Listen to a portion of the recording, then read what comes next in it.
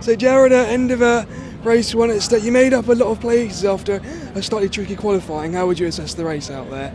Yeah, I think overall was we knew it's going to be a tricky weekend with the issue we have with the car.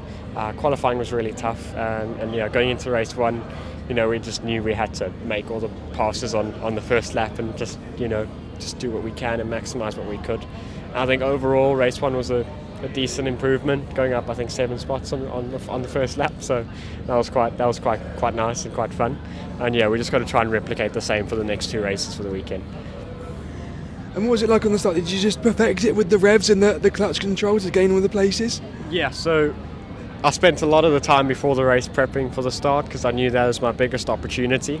We analysed previous races from last year over here that the team had, and just maximised everything, and I just had the perfect start really, and then just positioned really well on the first lap and made some good moves, and we just got to do the same. You mentioned there was an issue with the car this weekend. What was that issue? Yeah, so we don't exactly know what the issue is, but the team suspect that the tub may be flexing. Because we've tried everything this weekend, and whatever we've done, it's just been consistently not better. So we can't really do anything about it now this weekend. We just have to go and try sort it in between the break between now and Silverstone. And how damaging is the flexing in the chassis for the performance? And does that put you off slightly in the car? Can you feel that?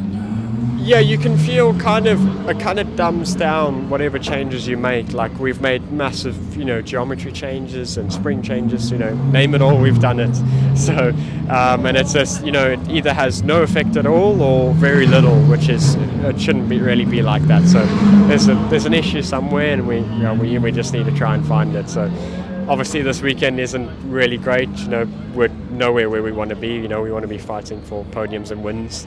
It's quite hard mentally, and but I think just as long as I go out and do my best and maximise everything we can, and with the team we can just try and eke out.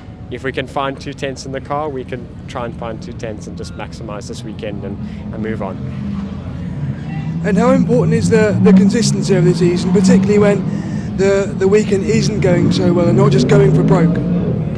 Yeah, so these weekends are kind of the ones that make you stronger. I kind of look at. So this weekend obviously the results may not be great, or they may be really good. We don't know for tomorrow, but we just got to use it as like a character building weekend, and to use it to better my driving and better my understanding of the car, looking for issues with the car, and just use it as a way to improve. And I think that's the best way we can hope for. And how would you assess the season as a whole so far?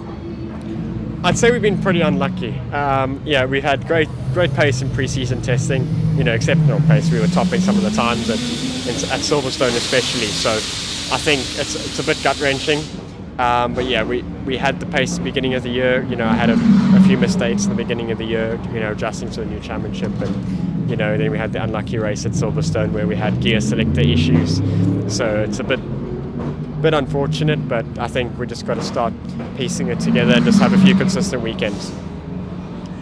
And this is your second season racing in England now after GB3 last year. So what's it been like coming over from South Africa over the past couple of years?